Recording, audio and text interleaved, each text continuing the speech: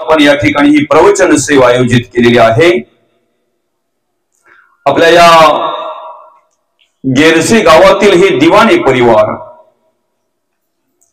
आणि दिवाणे परिवाराचे दादा कैलासवासी प्रकाश शिवाजी प्रकाश दिवाणे, कैलासवासी शिवाजी प्रकाश दिवाणे दादांचा मृत्यू रविवार दिनांक 27 जुलै 2025 रोजी झाला। अर्थात त्यांचं अल्पशा आजाराने निधन झालं आणि त्यांच्या उत्तर कार्यांच्या निमित्तानं आपण या ठिकाणी ही प्रवचन सेवा आयोजित केलेली आहे।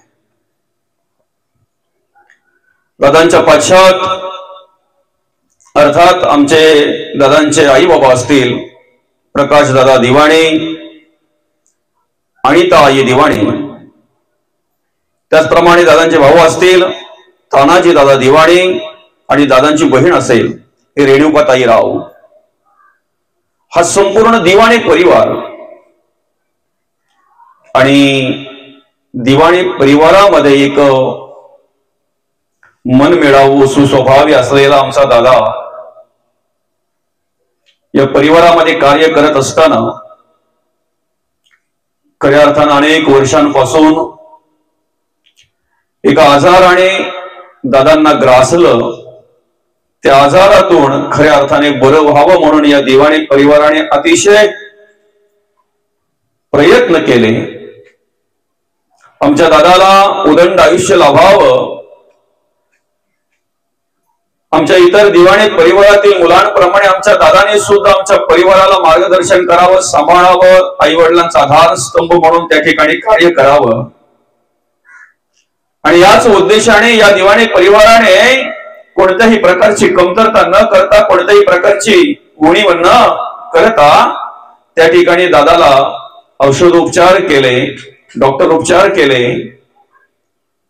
आणि त्यांना उदंड आयुष्य लाभावं म्हणून परिपूर्ण प्रयत्न केले। पण असं म्हणतात प्रयत्न करणं आमचं कर्तव्य आहे, प्रयत्न करणं आमच्या हातात आहे, पण त्याला यश द्यायचं की नाही द्यायचं हे मात्र देवाच्या हातात आहे। सुस्वभावी असणारा आमचा दादा खऱ्या अर्थानं या ठिकाणी कार्य करत असताना फिलॉसॉफी मध्ये डिग्री पर्यंत शिक्षण त्याचं पूर्ण झालं।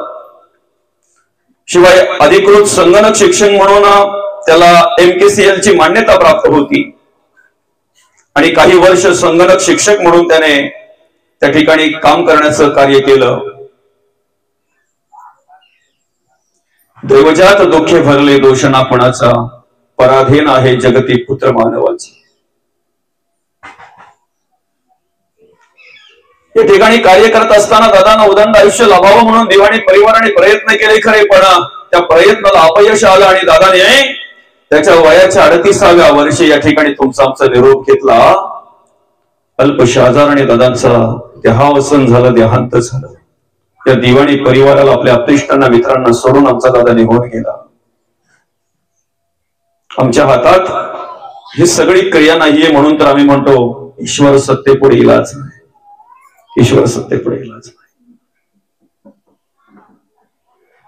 आणि आज कैलासवासी शिवाजी प्रकाश दिवाणे दादा यांच्या उत्तर कार्यांच्या निमित्तानं आपण या ठिकाणी ही प्रवचन सेवा आयोजित केलेली आहे। खरं तर जाणं हे प्रत्येकाला आहे, मृत्यू कोणाला चुकवता येत नाही, मृत्यू कोणी चुकवू शकत नाही। देवाने प्रत्येकाला जन्माला घालतानाच प्रत्येकाचं आयुष्य ठरवून दिलेलं आहे, वेगवेगळ्या प्रकारचं आयुष्य दिलेलं आहे। जन्म झालेला आहे हे सत्य आहे, त्या जन्माच्या नंतर आम्ही आमच्या आयुष्यामध्ये वाटचाल करत असताना अनेक गोष्टी सत्य आहेत त्या मान्य केल्या पाहिजेत, अनेक गोष्टी सत्य आहेत त्यांचा विचार केला पाहिजे आणि त्या अनेक सत्य असलेल्या गोष्टींपैकीच जसं आमचा जन्म झालेला आहे हे सत्य आहे, तसा मृत्यू सुद्धा होणार आहे हे पण तेवढंच त्रिकालवादी सत्य आहे। जाओ प्रत्येकाला लागणार आहे। जिंदगी एक किराए का घर है, एक ना एक दिन बदलना पड़ेगा। मौत जब तुमको आवाज देगी घर से बाहर निकलना पड़ेगा। सांझ के बाद होगा सवेरा, देखना है अगर दिन सुनेरा। पाँव फूलों पे रखने से पहले तुमको कांटों से चलना पड़ेगा।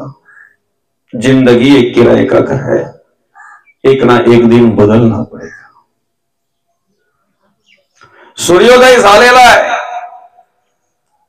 ज्या अर्थी सूर्योदय झालेला आहे त्या अर्थी सूर्यास्त ठरलेला आहे, सूर्यास्त होणार आहे। फक्त फरक एवढाच आहे, सूर्योदयापासून सूर्यास्तापर्यंत आम्ही काय करायचं याचं नियोजन आम्ही करत असतो। जो मनुष्य दिवसाचं नियोजन करतोय ना, सूर्योदयापासून सूर्यास्तापर्यंत आम्हाला काय करायचं आहे याचं सगळ्या गोष्टींचं जो नियोजन करतोय ना, तो जन्मापासून मृत्यूपर्यंतच्या नियोजनाला चुकतोय। ते नियोजन करत नाही, त्या नियोजनाचा विचार करत नाही। हे दुर्भाग्य आहे, हे दुर्भाग्य आहे। आणि म्हणून जन्म झालेला आहे, मृत्यू ठरलेला आहे, सूर्योदय झालेला आहे, सूर्यास्त होणारच। फक्त सूर्यास्त होण्याच्या आधी आम्हाला काय काय काय काय कर्म करायचे आहेत, काय काय कामं उरकायची आहेत याचा विचार आम्ही केला पाहिजे। फरक एवढाच आहे माऊली, त्या ठिकाणी सूर्योदयाच्या वेळी सूर्योदय होतो आणि सूर्यास्ताच्या वेळीच सूर्यास्त होतो। ऐकताय ना? सूर्यास्ताची वेळ जर संध्याकाळी 6:45 जर दिली असेल तर 6:45 सूर्यास्त होतो। आमच्या आयुष्याचं तसं नाही ना। शास्त्राप्रमाणे आम्हाला या कलियुगामध्ये शतवर्ष वय नेमिली आहे, 100 वर्ष आयुष्य दिलेलं आहे। शतवर्षाची गणना रे तुम्ही वासुदेव वासुदेव म्हणा। ते 100 वर्षाचे भाग अशा प्रकारे पडलेले आहेत। बालपण नेणता गेले, तारुण्य वेचले विषयांकडे, वृद्धपणी नाना रोग भोगणे लागे कर्मभोग, आता भगवंताचा योग कोणे वेळे। शास्त्रात जरी आम्हाला 100 वर्ष या कलियुगामध्ये आयुष्य दिलं असेल तरी सुद्धा तेवढं मिळत नाही, तेवढं मिळत नाही। आम्ही सकाळपासून ज्या वेळेला दिवसभराचं नियोजन करतोय ना कामाचं, त्यावेळेला आम्हाला माहिती आहे आज सूर्यास्त 6:45 आहे। 6:45 आम्हाला काय काय काय काय कामं करायची त्याचं सगळ्या प्रकारचं नियोजन आम्ही करत असतो आणि सूर्यास्ताच्या अगोदर ती सगळी कामं कशी पूर्ण होतील त्यासाठी प्रयत्न करत असतो। इथे मात्र आम्हाला 100 वर्ष आयुष्य दिलेलं असताना सुद्धा, आमच्या आयुष्याचा आनंद घेत असताना, आमचं जीवन जगत असताना आमचं सूर्यास्त कधी होईल ना, आम्हाला कधी या जगाचा निरोप घ्यावा लागेल ना, हे आम्हालाही माहिती नाहीये। कल्पना करा ना, समजा तुम्ही एखाद्या शेतामध्ये काम करत आहेत, दुपारची वेळ झालेली आहे, निम्मे काम झालेले, निम्म काम बाकी आहे, तुम्हाला माहिती आहे सूर्यास्ताला अजून भरपूर वेळ आहे, तोपर्यंत आपलं राहिलेलं काम होणार आहे। फक्त कल्पना करा, दुपारी 12:30 वाजता जर सूर्यास्त झाला तर काय अवस्था होईल? होणार नाही। पण फक्त कल्पना करा, दुपारी 12:30-1 वाजता जर सूर्यास्त झाला तर काय होईल? सूर्य जर मावळला तर काय होईल? तिथे होत नाही तसं सूर्याच्या विषयी बोलत असताना, सूर्याच्या बद्दल सांगत असताना। पण आमच्या शिवाजी दादाच्या बद्दल जर सांगायचं झालं तर मध्यान्नाच्या वेळेला सूर्यास्त झाला ना। ऐन तारुण्यामध्येच दादा आम्हाला सोडून गेला ना। ज्या वेळेला जबाबदारी यायची आई वडिलांची सेवा करायची, खऱ्या अर्थानं आई वडिलांची काठी म्हणून त्या ठिकाणी आई वडिलांचा आधार म्हणून कार्य करायचं, त्याच वेळेला आमचा शिवाजी दादा गेला। अर्थात दुपारच्या वेळेला सूर्यास्त झाला। कल्पनेतही नव्हतं, त्या आई वडिलांच्या, त्या भावाच्या, त्या बहिणीच्या, त्या काकांच्या, दिवाणी परिवाराच्या कल्पनेतही नव्हतं की आमचा दादा आम्हाला सोडून जाणार। मृत्यू 100% सत्य आहे, आयुष्य प्रत्येकाला वेगवेगळं दिलेलं आहे भगवंताने, पण जे दिलंय त्याच्यामध्ये आम्ही देवाचं नामचिंतन केलं पाहिजे, देवाचं नामस्मरण केलं पाहिजे. आता मला एक 15 दिवसापूर्वी एका ठिकाणी प्रवचन झालं. 106 वर्ष त्या आईने कार्य केलं बाबा, 106 वर्ष. आणि 106व्या वर्षी तुमचा आमचा निरोप घेतलेल्या आजीच्या उत्तर कार्यांच्या निमित्तानं प्रवचन होतं बरं का. 28 नातू, 32 पंतू, 7 मुलं. प्रवचनाच्या सुरुवातीलाच अख्खा मांडव भरलेलं होतं, कारण सगळी आली होती ना ती. टोटल नातू, पणतू, मुलं, मुलांचे सोयरे, मुलींचे सोयरे, सगळे जे काय असतील ते आले होते. एकीकडे आम्हाला 106 वर्ष कार्य करणाऱ्या आजीचं दर्शन घडतंय, आजोबांचं दर्शन घडतंय. तर एकीकडे 1 महिन्यापूर्वी एका ठिकाणी प्रवचन झाला होत्या. वयाच्या 5व्या वर्षी त्या मुलांनी निरोप घेतला. 5व्या वर्षी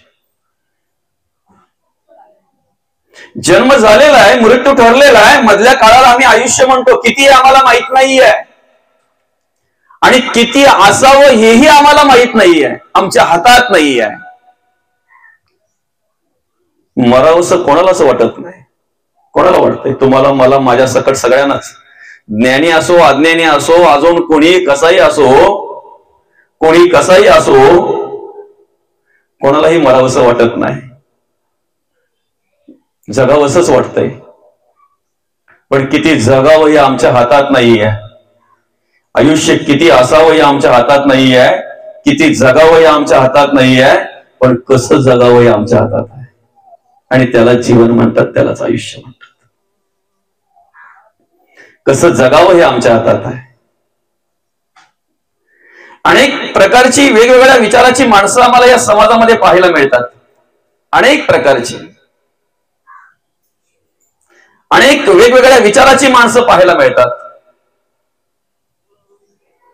काही माणसं अशी असतात, शेजाऱ्यांचा मुलगा जरी पडताना दिसला ना, तरी मागचा पुढचा विचार न करता तेवढ्याच वेगाने जाऊन त्याला उचलून, त्याला पकडून, त्याला खांद्यावर, कडीवर घेऊन त्याची समजूत घालणारी माणसं आम्हाला आमच्या समाजामध्ये पाहायला मिळतात. पण काही मात्र अशी दुष्ट वृत्तीची पाहायला मिळतात ना, शेजाऱ्यांचा मुलगा आहे, माझा कुठे आहे, धावेल त्याची आई वडील उचलेलं. अशी काही दुष्ट वृत्तीची पाहायला मिळतात. खरं तर खरा तो एकची धर्म जगाला प्रेम अर्पावे. आम्हाला जगाला प्रेम अर्पण करता आलं पाहिजे. ज्या गोष्टीची आम्ही अपेक्षा करतो ना, ती गोष्ट इतरांना देता आली पाहिजे. याला धर्म म्हणतात बरं का, याला धर्म म्हणतात. आम्हाला मरण नको आहे, आम्हाला मृत्यू नको आहे. कोणाला आवडतोय मृत्यू? कोणाला आवडतंय मरण? आम्हाला जगणं आवडतंय, आम्हाला जगायला आवडतंय. इतरांना जगू द्या, याला धर्म म्हणतात. आम्ही जगता जगता इतरांनाही जगू द्या, याला धर्म म्हणतात.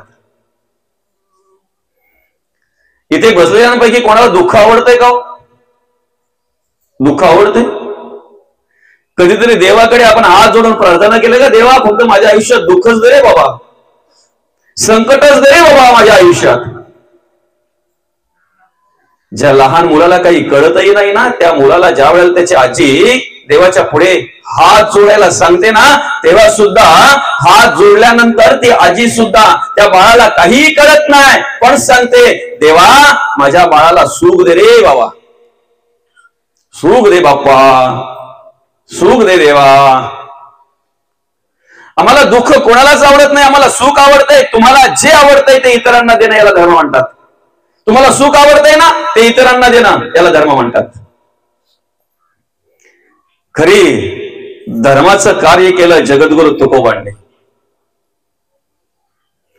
जे ज्ञान माझ्याकडे आहे ना, जे समाधान माझ्याकडे आहे ना, जो परमार्थ अध्यात्म जी आत्मप्रचिती, जो आत्मसाक्षात्कार मला झालेला आहे, तो आत्मसाक्षात्कार प्रत्येकाला व्हावा, ते ज्ञान प्रत्येकापर्यंत पोहोचावं, तो देव प्रत्येकाला कळावा, यासाठी जगद्गुरु तुकोबांनी समाज प्रबोधनाचं कार्य केलं, समाजामध्ये जनजागृतीचं कार्य केलं.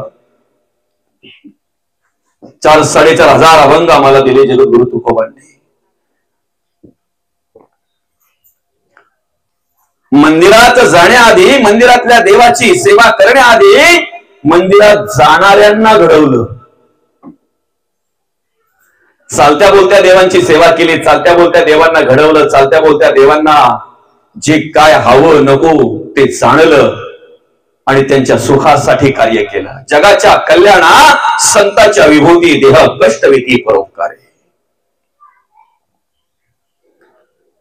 माऊली ज्ञानोबांनी तेच कार्य केलं. विश्वात्मक देवाकडे मागताना ही तीच मागणी केली. आता विश्वात्मके देवे येणे वाग यज्ञ तोषावे, तोषोणी मज द्यावे पसाय दान. हे काय द्यायचंय देवा तुम्ही मला? मी माझ्यासाठी मागत नाही, मी माझ्या स्वार्थासाठी मागत नाही, मी माझ्या केवळ घरापुरतच मागत नाही, मी केवळ माझ्या समाजापुरतच मागत नाही. विश्वात्मक देवाकडे विश्वासाठी केलेली विश्व प्रार्थना म्हणजेच पसायदान आहे. जे खडांची व्यंकटी सांडू. जन्माला येणारा कुठलाच माणूस वाईट नसतो, कुठलाच माणूस वाईट नसतो. भगवंताने जन्माला घालताना सगळ्यांना व्यवस्थित जन्माला घातले, चांगल्या चांगल्या विचाराचे जन्माला घातलेले आहेत. लहान मुलामध्ये कुठला दोष असतो? कुठलाच नाही. त्याला जसा संग जडतोय ना, जशी संगत होते ना, तसे एक एक एक एक दोष त्याच्याकडे निर्माण होत असतात. माणूस वाईट नाहीये, माणसाचे विचार वाईट आहेत. माणूस वाईट नाही, माणसाचे कर्म वाईट आहेत. माणसाची जगण्याची वागण्याची पद्धत वाईट आहे. जे खडांची व्यंकटी सांडो, माऊली म्हणतात त्यांची हा वाकडेपणा गेला पाहिजे. त्यांच्याकडची जी दुष्ट बुद्धी आहे ना, दुष्ट वृत्ती आहे ना, दुष्ट कर्म आहेत ना, ती गेली पाहिजेत आणि त्यांची सत्कर्म रती वाढो, त्यांची बुद्धी वाढली पाहिजे, त्यांची बुद्धी आकर्षित झाली पाहिजे, त्यांची बुद्धी, त्यांचं मन रममाण झालं पाहिजे कुठे? सत्कर्माकडे. होता परस्परे जडो मैत्र जीवांचे. धर्म कशाला म्हणतात हे जर शिकायचं असेल, याचा अनुभव जर घ्यायचा असेल ना, तर पसायदानामधला एक एक शब्दाचा अभ्यास करा, एक एक शब्दाचा अभ्यास करा, मग तुम्हाला कळेल धर्म काय आहे. जो जे वांछील तो ते लाहो. विश्वात्मक देवाकडे केलेली प्रार्थना, देवा ज्याला जे पाहिजे ते द्या ना, पण त्याच्या आधी त्यांना अनुभूती आलेली पाहिजे. विश्व स्वधर्म सूर्य पाहू. ज्यांची सत्कर्माकडे बुद्धी रती वाढलेली आहे, ज्यांच्याकडे सद्विचार आहेत, सत्कर्म आहेत, सद्गुण आहेत, जे आध्यात्मिक क्षेत्रामध्ये कार्य करतायत, जे देवाचं, देशाचं आणि धर्माचं कार्य करतायत, ते वाईट काही मागणारच नाहीत, ते वेगळं काही मागणारच नाहीत. जे मागतील ना ते त्यांच्या हिताचं आणि समाजाच्या हिताचं म्हणून जो जे वांछील तो ते लाहो प्राणी जात. ज्याला जे पाहिजे त्याला ते द्या. माऊली ज्ञानोबांचं कार्य बघा, जगद्गुरु तुकोबांचं कार्य बघा. रोड स्वच्छ करता करता, रस्ते साफ करता करता, आपल्या कीर्तनाच्या माध्यमातून लोकांची मन साफ करणाऱ्या, स्वच्छ करणाऱ्या गाडगे बाबांचा हा महाराष्ट्र आहे. संत गाडगे बाबांनी या ठिकाणी कार्य केलेलं आहे. चालत्या बोलत्या देवांना घडवण्याचं काम केलं, चालत्या बोलत्या देवांची सेवा करण्याचं काम केलं, चालत्या बोलत्या देवांच्या सुखामध्ये सुख मानलं, समाधानामध्ये समाधान मानलं. ज्या काळामध्ये आम्ही वावरतोय ना, ह्याच काळामध्ये, ह्याच युगामध्ये, आणि अधिक काळ मागे नाही तर आता काही काळ मागे ज्या लोकांना काहींनी बाजूला केलं होतं, घरच्यांनी बाजूला केलं होतं, समाजाने बाजूला केलं होतं, एखादा आजार जडावा त्यांना कुष्ठरोगासारखा, आणि घरातल्यांनी समजावं कर्माची फुलं आहे, कर्माची फुलं भोगतोय, कारण आमचं वाचन खूप असतंय ना. आणि म्हणून त्यांना बाजूला करावं, अशा सगळ्या लोकांना जवळ करावं, अशा सगळ्या लोकांवर उपचार करावे आणि खऱ्या अर्थानं कित्येक देवासारख्या असणाऱ्या त्या माणसांवर उपचार करून त्यांना रोगमुक्त करावं, त्यांची सेवा करावं. खऱ्या अर्थानं मानसरूपी देवाची सेवा करणारा बाबा आमटांचा महाराष्ट्र. ज्या माय माऊलीला घराच्या बाहेर काढली ना, त्याच माय माऊलीने अशा प्रकारे कार्य केलं, अख्ख्या जगाची माई झाली ती. ज्या मुलांना आई वडील नाहीत, अनाथ आहेत, ज्या मुलांना कोणाचा आधार नाही, अशा अनेक मुलांना जवळ करून एक नाही दोन नाही अगणित मुलांची माय झाली ती, आई झाली ती. सिंधुताई सपकाळ माईंचा महाराष्ट्र आहे. चालत्या बोलत्या देवांची सेवा ज्या वेळेला आमच्याकडून घडते ना, ज्या वेळेला आमच्याच आजूबाजूला असलेल्या ह्या देवांची सेवा आमच्याकडून घडते ना, त्यावेळेला खऱ्या अर्थानं मंदिरात असलेल्या पांडुरंग परमात्म्याची ही कृपा आमच्यावर झाल्याशिवाय राहत नाही. त्यावेळेला पांडुरंग परमात्म्याची कृपाही आमच्यावर झाल्याशिवाय राहत नाही. फरक फक्त एवढाच आहे, आम्ही निर्माण केलेल्या मूर्तींची आम्ही काळजी घेतोय, आम्ही निर्माण केलेल्या मूर्तींना आम्ही पूजा करतोय, त्यांना नैवेद्य देतोय, त्यांना मोठमोठे हार घालतोय, त्यांना मोठमोठी फळं अर्पण करतोय. श्रद्धा आहे, निष्ठा आहे, भावना आहे, केलंच पाहिजे. पण हे सगळं करत असताना ज्या मूर्तींनी, ज्या देवांनी आम्हाला ह्या जगामध्ये आणलं, ते आई वडील कुठे आहेत बाबा? ती माता पिता कुठे आहेत दादा? कधीतरी अर्धी एक भाकरी त्या गाईला भरवत असताना, अरे भरवा ना, गाय गो माता आहे. पण त्या घरात जर बिना चहाची आई जर चहाची वाट पाहत असेल, तर तुम्ही पाप करताय की पुण्य करताय, हा विचार आपण केला पाहिजे. हा विचार आपण केला पाहिजे. आज कित्येकांच्या घरामध्ये आम्हाला प्राणी पक्षी पाहायला मिळतात. प्राण्या पक्ष्याची सेवा करणारी आज कितीतरी माणसं आम्हाला पाहायला मिळतात, तरी केली पाहिजे ना. पण जर प्राण्या पक्ष्यांमध्ये तुम्हाला देव दिसतोय तर माणसात दिसत नाही, हे दुर्भाग्य आहे. हे दुर्भाग्य आहे. प्राण्या पक्ष्यांची सेवा आम्ही केली पाहिजे, निश्चित त्यांचा विचार आम्ही केला पाहिजे, पण सुरुवात माणसापासून केला पाहिजे ना. माणसापासून केला पाहिजे. आजचा या कलियुगातला विचार जर केला आम्ही, तर ज्याच्या घरात मोठमोठी महागडी कुत्री आहेत ना, ज्याच्या घरामध्ये कुत्र्यांसाठी ते महिन्याला काही 10-15 हजार खर्च करतात ना, आज त्यांचे आई वडील वृद्धाश्रमात आहेत. त्यांच्या आई वडील वृद्धाश्रमात आहेत. तेवढी सेवा जर आम्ही आमच्या आई वडिलांची केली ना दादा, वेळेवर आंघोळ घालणं, कधीतरी विचारा त्याला, त्या कुत्र्याला आंघोळ घालणाऱ्या माणसाला, आईचा कधी विचार केलाय काय रे? वडिलांना कधी अशी आंघोळ घातली का तू दादा? जवळ घेऊन अगदी मस्त की साबण लावून, बाबा आज तुम्हाला आंघोळ घालतो आम्ही, कधी विचार केलाय? आम्हाला देव काय तेच कळत नाही हो.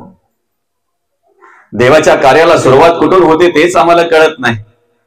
धर्माच्या कार्याला सुरुवात कुठून होते तेच आम्हाला कळत नाही. देशाच्या कार्याला सुरुवात कुठून होते तेच आम्हाला कळत नाही. फक्त परमार्थिक असण्याचा आव आम्ही आणतो.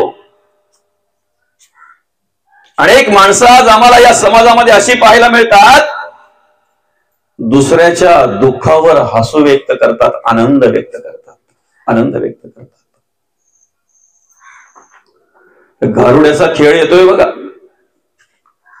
त्याच्यामध्ये त्यांच्याकडे काही असे साप वगैरे असतात, काही बऱ्याच प्रकारचं ते खेळ करतात आणि त्यांच्या बरोबर ती लहान मुलं पण असतात. ती एक बाई असते, ती बाई त्यांची ती ढोलकी वाजवते नाही का. चौकामध्ये असे ते 2 बांबू टाकतात, त्या 2 बांबूंना सपोर्टला बांबू लावतात आणि त्याला एक दोरी टांगतात. बघितलंय कधी तो खेळ तुम्ही? त्या दोरीवर आहे की नाही, त्यांची ती लहान मुलगी एका दोरीवर चालत असते. हातामध्ये काडी असते तिच्या, त्या काडीवर बॅलन्स बरं का तोल पकडत असते ती. किती आनंद वाटतोय ना पाहायला आपल्याला, किती आनंद वाटतोय. ज्या वेळेला ती बाई ती ढोलकी वाजवत असते, त्या ढोलकीच्या तालावर ती मुलगी त्या एक लहानशी दोरी पार करत असते. एक एक एक एक एक एक एक एक पाऊल ठेवून पुढे पुढे पुढे पुढे जात असते. ज्या वेळेला ती दोरी पार करते ना, त्यावेळेला आम्ही आनंदाने टाळ्या वाजवितोय, आनंद व्यक्त करतोय. ती मुलगी ज्या वेळेला दोरीवर चालत असते ना, त्यावेळेला आम्हाला हर्ष होत असतो, आनंद होत असतो. ती मुलगी जेव्हा पूर्ण ती दोरी पूर्ण करते की नाही आणि खाली उतरते ना, पाहणारा एक श्रीमंत मनुष्य त्या माई माऊली जवळ जातो, त्या ढोलकी वाजवणाऱ्या बाई जवळ जातो, खिशातले पैसे काढतो आणि तिला विनंती करतो, पुन्हा एकदा मला ह्या मुलीला ह्या दोरीवरून जाताना पाहायचं आहे, पुन्हा एकदा मला पाहायचं आहे. तर ज्या वेळेला ती मुलगी ती दोरी पार करत असते ना, त्यावेळेला त्या आईच्या काळजामध्ये काय धगधग धगधग असते ती तिचं तिलाच माहिती, कारण लेकरू आहे तिचं ते. पण पोटापाण्यासाठी ती करत असते, पोटापाण्यासाठी ती करत असते. कुठल्या माईला आनंद होत असतो आपल्या लेकराला दुःखात टाकण्यामध्ये? मनाची कसरत करत असताना पाहताना कुठल्या माईला आनंद वाटणार आहे, कुठल्या आईला आनंद वाटणार आहे? तो श्रीमंत माणूस त्या माईच्या, त्या ढोलकी वाजवणाऱ्या त्या आईच्या हातामध्ये एक 10-20 रुपयाची नोट देतोय आणि म्हणतोय, काकी, ताई, तुझ्या त्या मुलीला परत एकदा दोरी पार करताना मला पाहिजे. तेव्हा ती सांगते, दादा, ढोलकी वाजवायचं काम मी करते ना, ढोलकी वाजवायचं काम मी करते, पण त्या दोरीवरून परत एकदा एक लहान लेकरू जाताना जर तुला पाहायचं आहे ना, तर एक काम कर ना दादा, माझ्या मुलीला नाही, तुझ्या हाताला असलेल्या तुझ्या मुलीला दे ना दादा, जाऊ दे ना जरा एकदा. मग मात्र त्याची ट्यूब पेटते, मग त्याची बुद्धीमध्ये प्रकाश पडतो, अरे नाही, माझं नाही चालणार, तुझं ठीक आहे, माझं मुलं नाही चालणार, तुझं ठीक आहे. पूर्वी नंदी बैलवाला यायचा बघा गावोगावी, बघितलंय नंदी बैलवाला? तो असा चौकामध्ये यायचा, खेळ करायचा आणि त्याच्याकडे असलेलं एखादं लहान लेकरू असं मांडीवर झोपवायचा आणि त्या बैलाला जवळ घेऊन त्या बैलाचे दोन्ही पाय त्या बाळाच्या पोटावर ठेवायचा. आता तो बैल शिकवलेला होता म्हणून तो वर्षेवर असा अधांतरी ते पाय ठेवायचा, बरं का, पोटावर त्या मुलाच्या उबड झोपडून त्याला त्या ठिकाणी, बरं का, उतानं झोपवून त्या ठिकाणी त्याच्यावर ते पाय द्यायला लावायचे. आनंद वाटायचा पाहणाऱ्याला, पाहणारे टाळ्या वाजवायचे. पण कधीतरी असा विचार केला का, कदाचित तर त्या बैलाचा तोल गेला आणि दोन्ही पाय जर त्या पोराच्या पोटावर पडले तर लहान लेकरू जाईल ना दादा पैशासाठी, लहान लेकरू जाईल ना पैशासाठी. आजही ज्या वेळेला आम्हाला हिंसाचार, अत्याचार आणि भ्रष्टाचार पाहायला मिळतो ना, त्यावेळेला प्रामाणिकपणे आम्हाला छत्रपती शिवाजी महाराजांची आठवण येते. राजे हवे आहे, राजे तुम्ही पुन्हा जन्माला या, पण माझ्या घरात नाही, शेजाऱ्यांच्या,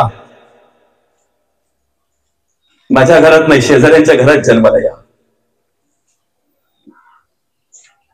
ज्या दिवशी असं खेळ पाहत असताना त्या मुलावरती, त्या मुलीला किंवा मुलाला ती दोरी पार करण्याच्या आधी ज्या वेळेला ती त्या दोरीवर चढते ना, त्यावेळेला आपल्यासारखे त्या मुलीला उतरवून, खाली उतरवून आणि 5-10 रुपये ज्या वेळेला तिने ती कुठल्याही प्रकारची कसरत न करता तिच्या हातावर टेकतील, विनंती करतील, ताई, तुझ्या पोटा पाण्यासाठी तू हे करते ना, हे 5-10 रुपये घे आणि गुपचूप बस घरी जा, या कसरतीच्या दोरीवर चालू नको, जर पडली बिडली तर काही दुखापत होईल तुझ्या उदरनिर्वाहासाठी, तिच्या उदरनिर्वाहासाठी. ती कसरत न पाहता ज्या वेळेला आमच्या खिशातून तिला 10-5 रुपये आम्ही देऊ ना, त्या दिवशी खऱ्या अर्थानं आमच्या हातून धर्म घडतोय असं म्हणायला हरकत नाही. त्या दिवशी खऱ्या अर्थानं आमच्याकडून चांगले विचार आणि चांगल्या विचारांची खऱ्या अर्थानं त्या ठिकाणी दर्शन घडल्याशिवाय राहणार नाही. आज जर पाहायला गेलं तर मनुष्य या ठिकाणी या कलियुगामध्ये जगत वागत असताना काय अवस्था आहे बघा ना. आम्ही प्राण्या पक्ष्यांकडून खेळ करून घेतो, बरं का, माकडाचा खेळ करणारा पाहिलाय ना आपण, माकडाकडून खेळ करून घेतो तू.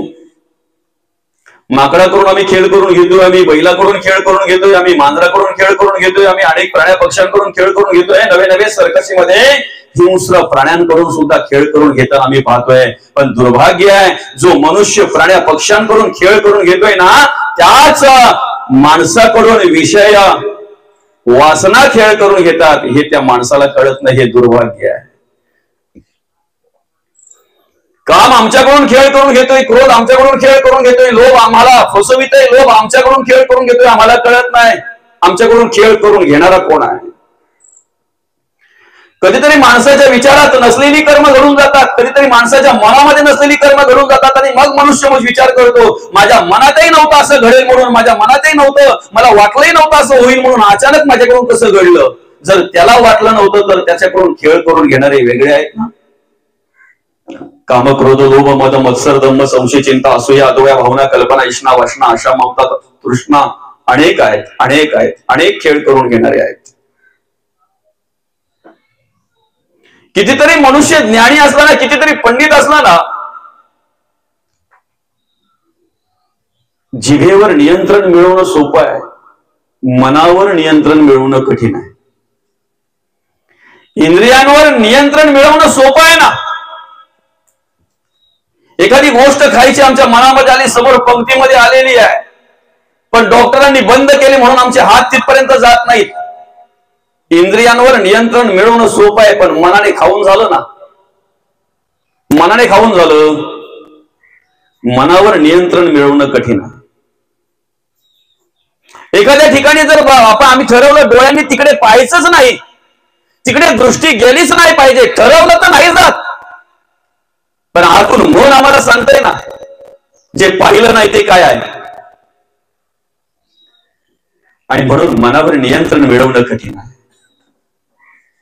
त्या मनरूपी घोड्यांना जर आवरायचं असेल ना, तर सारथी श्रीकृष्णच पाहिजे, भगवान पाहिजे सारथी. तुमच्या आमच्या हातात नाही आवरणार. कित्येक हजार वर्ष तपश्चर्या करणाऱ्यांना सुद्धा कामाला लावलं त्यांनी. आपण कोण आहेत? आपला काय परमार्थ आहे? आमचा अहंकार गळून पडत नाही, अजून आमचा अभिमान गळून पडत नाही.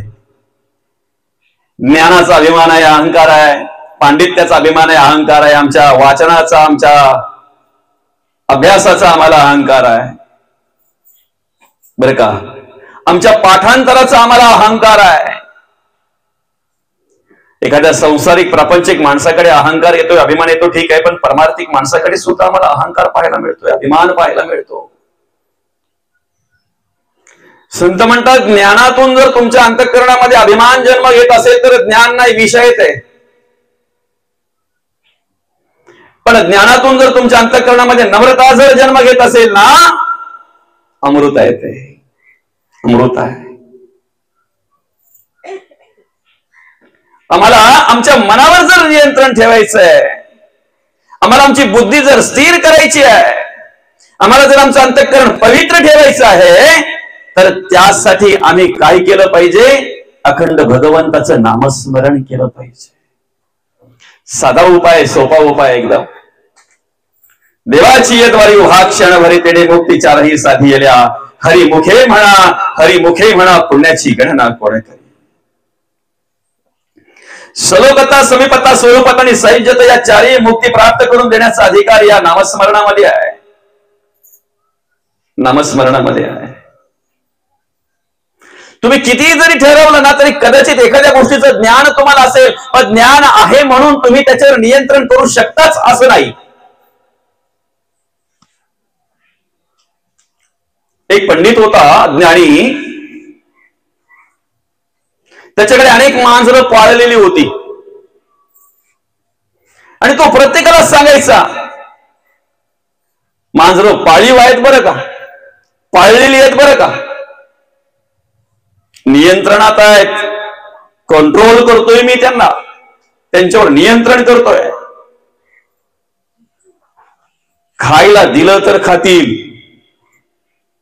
कुठे जायला सांगितलं तर जातील, अन्यथा माझ्या शब्दाच्या पलीकडे नाहीत. नियंत्रण केलंय मी त्यांच्यावर, नियंत्रित ठेवलेले आहेत मी त्यांना. जो भेटायचा त्याला तेच सांगायचं, तो माझ्या मांजरी माझ्या नियंत्रणात आहेत. एकदा अशाच एका विवेकी माणसाला त्याने सांगितलं, त्याने ऐकून ऐकून घेतलं, ठीक आहे म्हणे, एकदा पाहायला येतोच तुमच्या मांजरींना किती तुमच्या नियंत्रणात आहेत ते.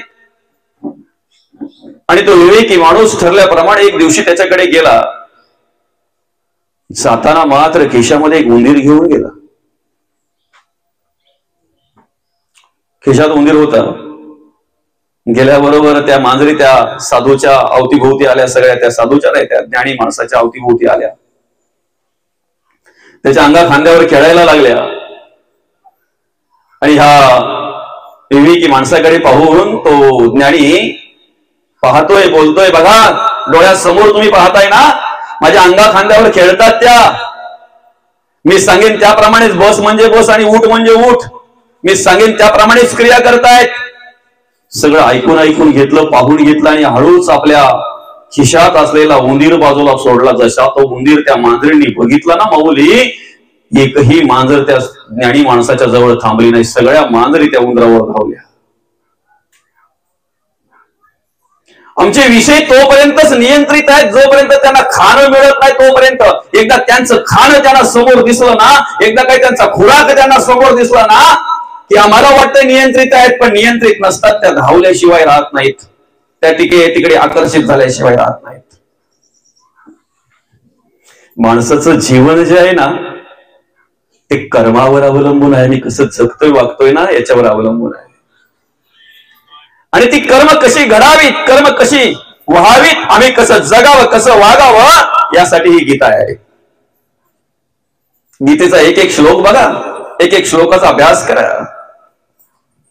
आम्ही कसं जगावं, वागावं, हे सगळ्या प्रकारचं ज्ञान त्या गीतेमध्ये भगवंताने दिलेलं आहे. कार्यकारण अर्जुन आहे, उपदेश आम्हाला करायचा आहे. अर्जुन कार्यकारण आहे. गाय दूध देते वासरासाठी का आपल्यासाठी? कोणासाठी? आपल्यासाठी म्हणाल तर बिना वासराच्या गायीने पण दूध द्यायला पाहिजे. गाय दूध देते वासरासाठी, पण वासरासाठी जरी देत असेल ना, तरी आमची सुद्धा ती भूक भागावी ना, आम्हाला सुद्धा त्याचा फायदा होतो ना. माऊली म्हणतात, ज्या पद्धतीने गाय वासरासाठी दूध देते पण त्याचा फायदा आम्हाला होतो, आमची भूक भागली जाते, त्याचा उपयोग आम्हाला होतो, तसं कार्यकारण भगवंतांनी ही गीता मांडली, ही गीता सांगितली, हे मार्गदर्शन केलं अर्जुनाला. पण ते आज आम्हाला मार्गदर्शन हवं आहे. त्या मार्गदर्शनाचा उपयोग आज आम्हाला होतोय. ते मार्गदर्शन, ते ज्ञान आज आम्ही प्राप्त करून घेतलं पाहिजे, त्याचा विचार आम्ही केला पाहिजे. कर्मण्यवाधिकार असते महाफलेषु कदाचन. कर्म करण्याचा आमचा अधिकार आहे, आम्ही कर्म केली पाहिजे, पण कर्म करत असताना फळाची अपेक्षा करणं हे चुकीचं आहे. आता तुम्ही म्हणाल, असं काय म्हणता, अवनी करायची ना, कापाला नाही जायचं. तिकडची कर्म नाही सांगितली माऊली, बरं का. तिथे आम्ही घोसाले लावता लावता बोलतोय किती पाट्या निघतील, नाही अजून तर लावायलाच घेतलेत आताशी, पण पाट्यांचा विचार करतो, 4 पाट्या तरी भेटतील एवढ्या जागेत. परमार्थिक आध्यात्मिक क्षेत्रामध्ये जे आम्ही कार्य करतोय की नाही, ते कार्य करणं आमचं कर्तव्य आहे. कर्तव्य म्हणून केलं पाहिजे. बापाची सेवा करणं मुलाचं कर्तव्य आहे. तो उपकार करतोय का? आईची सेवा करणं मुलाचं कर्तव्य आहे. जर उपकार समजत असेल तर ते चुकीचं आहे. तिथे जर तो अपेक्षा करत असेल तर चुकीचं आहे. आम्ही देवाचंच आहे, देवाला देतोय. कोणाचं आहे? सफरचंदाला सफरचंदच येतात ना, आंब्याला आंबेच येतात ना, चिकूला चिकूच येतात ना. आम्हीच म्हणतोय ना, देवाची करणी काय, नारळात पाणी.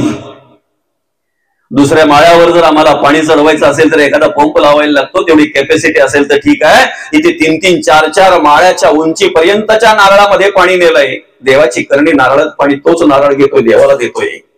आमचं घर दार, मुलं बाल, शेती वाडी, बायको पोरा, गुरा ढोरा, 30 रुपयाच्या नारळात काय काय काम लावलं बघा देवाला. इकडे माऊली म्हणतात, इकडे भगवंत म्हणतात, कर्मण्यवाधिकार असते महाफलेषु कदाचन. देवाला आनंद होतोय ज्या वेळेला त्याच आपण त्याला अर्पण करतोय तेव्हा, पण त्याच्या बदल्यात मागतो ना तेव्हा मात्र दुःख होतंय. त्याच्या बदल्यात मागतोय तेव्हा दुःख होतंय. मुलाचं कर्तव्य आहे ना, अरे सगळं बापाचंच आहे, सगळं बापाचं आहे. कदाचित काही मुलं म्हणतात आमच्या बापाने आमच्यासाठी काहीच केलं नाही, तुला जन्माला घातलं एवढं तरी केलंय ना, तुला वाढवलं घडवलं मोठं केलं, तुला तळ हाताच्या पोडाप्रमाणे जपलं वाढवलं मार्गदर्शन केलं एवढं तरी केलंय ना. काही मुलं म्हणतात माझ्या आईने माझ्यासाठी काहीच केलं नाही, जे केले ते त्याच्यासाठीच केलंय. दादा अरे काहीच केलं नसतं ना तर तो ह्या विश्वात आलाच नसता, ह्या जगात आला नसता. दादा आईचा त्याग काय आहे. एक मुलगा वाशिमला शाळेमध्ये जायचा,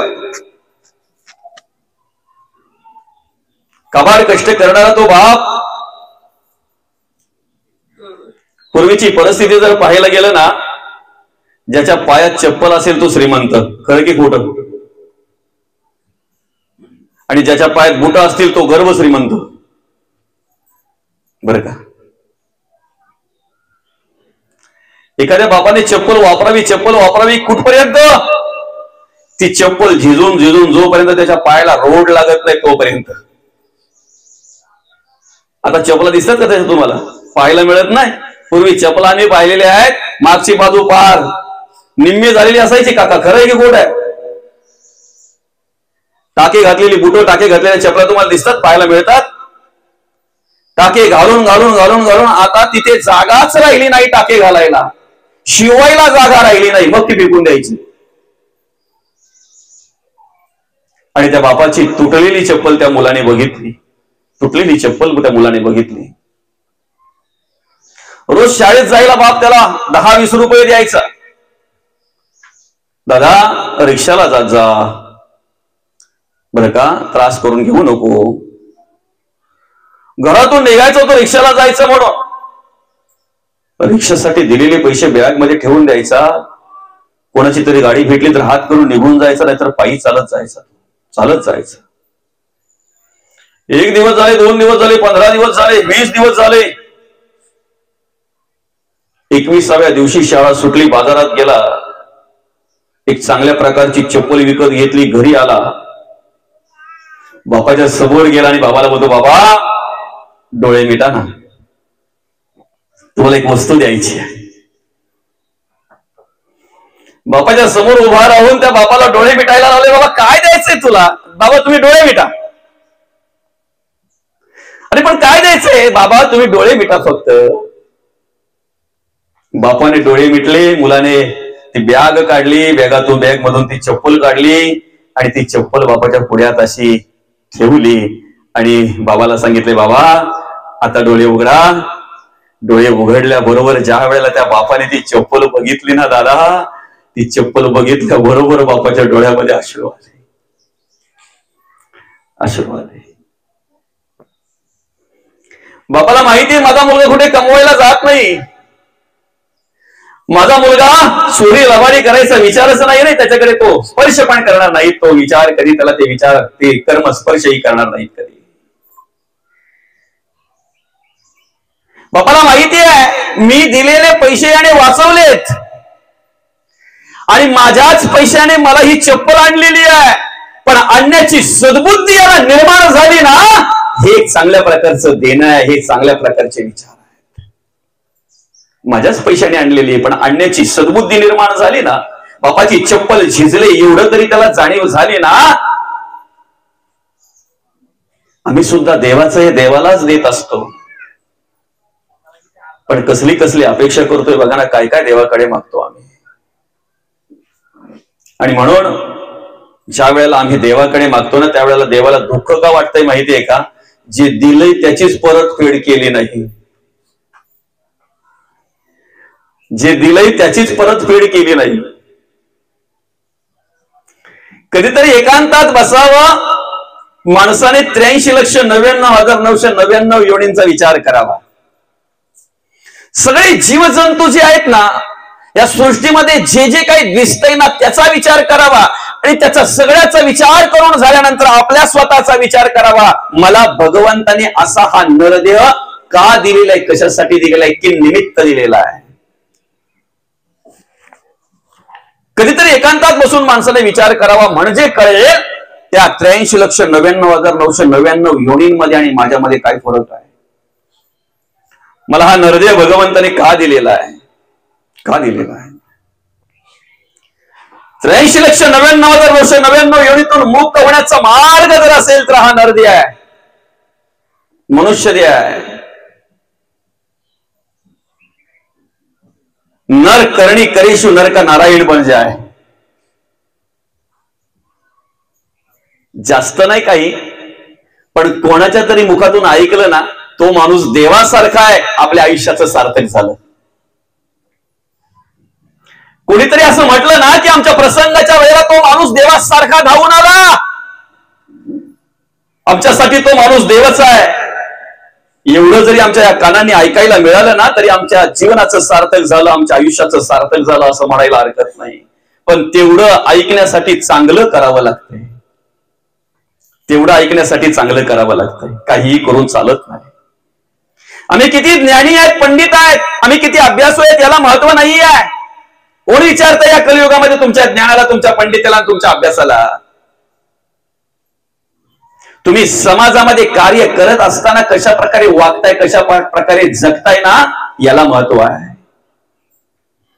एकदा मनुष्य निघून गेला ना दादा, मेला ना, की त्याच्या मृत्यूच्या वेळेला अंतिम संस्कारासाठी जे जे येतात ना, ते त्याने किती संपत्ती कमवलेली याचा विचार करत नाही, त्याने किती प्रॉपर्टी गोळा केलेली याचा विचार करत नाही, तो कसा जगला वागला ना याचाच विचार आणि याचीच चर्चा त्या ठिकाणी चालली जाते. ऐका, आयुष्यभर जे विरोध करतात ना, आयुष्यभर जे तंगड्या खेचायचं काम करतात ना, आयुष्यभर आपल्याविषयी ज्यांच्या मनामध्ये विष विष विष आणि विषच भरलेला असतंय ना, ती माणसं सुद्धा आपल्या अंतिम संस्कारासाठी आल्यानंतर त्या स्मशानात आल्यावर बोलतात, अख्ख्या गावात जर चांगला माणूस असेल, देवासारखा माणूस होता, देवासारखा माणूस होता.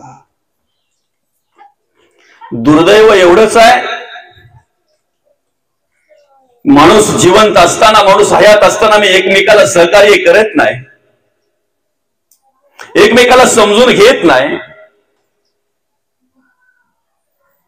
माणूस कार्य करत असताना आम्ही एकमेकाला समजून घेत नाही, एकमेकाला सहकार्य करत नाही, ही सगळ्यात मोठी व्यथा आहे. आणि तो माणूस चांगला होता एवढं ऐकण्यासाठी आम्हाला मरावं लागतं. ही जीवनाची कथा आहे, ही जीवनाची कथा आहे. म्हणून जगद्गुरु तुकोबांचा विचार करत असताना ते कसे वागले याचा विचार करा, ते कसे जगले याचा विचार करा. बरं का, 16व्या शतकामध्ये 2 जिजाऊ होऊन गेल्या. जगद्गुरु तुकोबांची धर्मपत्नी आमची आई साहेब, जिजाई साहेब. येडी आवडी काहीतरी बोलायचे ना तिला, लोक वेळीच म्हणायचे ना. जगद्गुरु तुकोबांना सुद्धा काय म्हणायचे? वेडा तुक्या. तुकाराम महाराजांना सुद्धा वेडा म्हणायचे. प्रामाणिकपणे सांगू का, आमचा जो प्रयत्न चालू आहे ना, तो त्यासाठीच प्रयत्न चालू आहे. जे वेळ जगद्गुरु तुकोबांना लागलेलं, ते वेळ ज्या दिवशी आम्हाला लागेल ना, आमच्या जीवनाचं सार्थक झालं असं समजू आम्ही. पण ते वेळ लागलं पाहिजे. ज्या दिवशी मुलाला अभ्यासाचं वेळ लागतंय ना, वेळ लागलं पाहिजे. ज्या दिवशी मुलाला अभ्यासाचं वेळ लागतंय ना, त्या दिवशी त्या मुलाची पास होण्याची चिंता त्याच्या आई वडिलांना पण नसते आणि त्याच्या शिक्षकांना पण नसते. वेळ लागलं पाहिजे. जगद्गुरु तुकोबांना धर्माचं वेळ लागलं होतं, देवाचं वेळ लागलं होतं, देवाच्या नामस्मरणाचं वेळ लागलं होतं. ते वेळ ज्या दिवशी आम्हाला लागेल ना, त्या दिवशी आमच्या जीवनाचं सार्थक झालं असं म्हणायला हरकत नाही. आयुष्यात जर माणसाला सुखी राहायचं असेल ना, सुखी जर राहायचं असेल ना, मी म्हणेन तो सुखी आहे जो एकांतामध्ये भगवंताचं नामचिंतन करतो तो. बाकी हे सगळं जे आपल्याला वाटतंय ना, ऐश्वर्य, संपत्ती, पैसा, अडका, गणगोत, खूप मोठमोठे सोयरे, धायरे दिल्या घेतल्याचे जगद्गुरु तुकोबा म्हणतात. सोयरे धायरे दिल्या घेतल्याचे अंत हे काळीचे कोणी नाही. ही माया आहे, हा मायेचा जाळ आपण वाढवतोय. आणि शेवटच्या वेळेला मग हेच कारणीभूत ठरतंय ना. शेवटच्या वेळेला आडवं काय येतंय?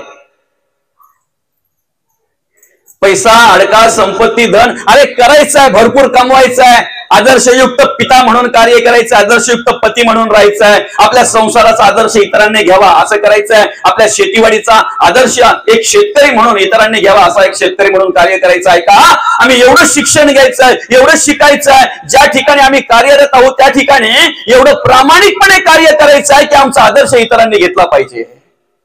एवढं प्रामाणिक आम्हाला राहता आलं पाहिजे. पैसा अडका पाहिजे ना, आम्ही कमावला पाहिजे, घाम घालून, कष्ट करून, मेहनत करून, आमच्या बुद्धीने, आमच्या सद्बुद्धीने आम्ही तो पैसा घरात आणला पाहिजे.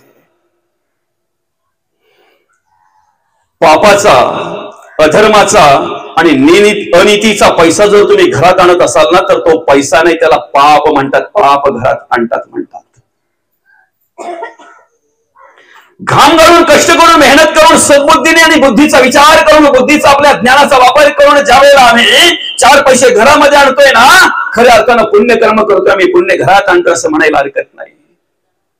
आमचं शिक्षण पाहिजे, आम्ही शिकलो पाहिजे, आम्ही मोठं झालो पाहिजे.